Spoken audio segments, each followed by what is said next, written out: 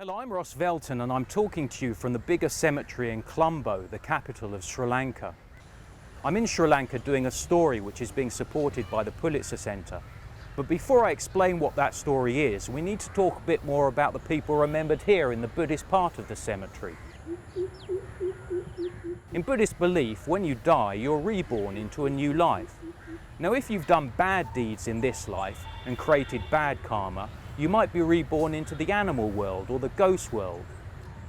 On the other hand, if you've done good acts and created good karma, you might be reborn again into the human world or even the heavenly world.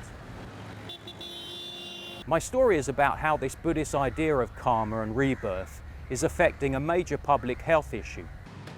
In Sri Lanka, if you have a problem with your cornea, which is a transparent front layer of the eye, you'll go to hospital and you won't have to wait long before there's a new one ready to be transplanted onto you.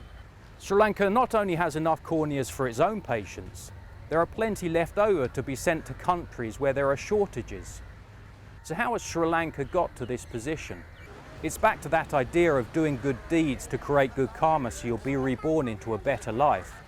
For Sri Lankans, there are few better deeds than giving a blind man the ability to see again.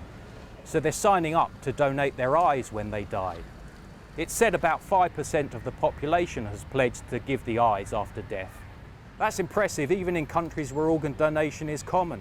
But here in Asia it's especially surprising, because in the region there are a lot of countries which don't like giving body parts after death for religious or cultural reasons. While it's true that Sri Lankans have taken up the idea of eye donation in a way that perhaps no other country in the world has done, sometimes it all sounded just a bit too good to be true. One of the challenges of this report was getting away from that fuzzy feeling and trying to see if there are any problems with eye donation in Sri Lanka. There's one for a start. Although people can sign a document when they're living saying they'll give their eyes when they die, when they do die, the next of kin has to give consent. Now, bearing in mind the eyes have to be taken out of the dead person within a few hours of death, getting that consent can sometimes be difficult.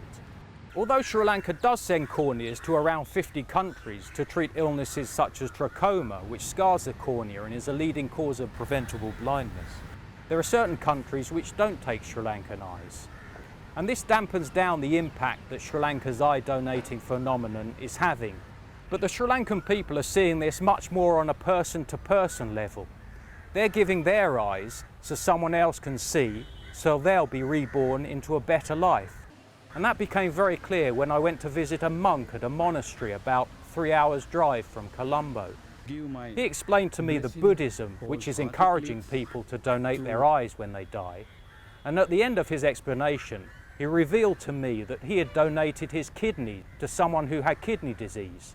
He was going one step further in generating good karma by giving an organ when he was still alive.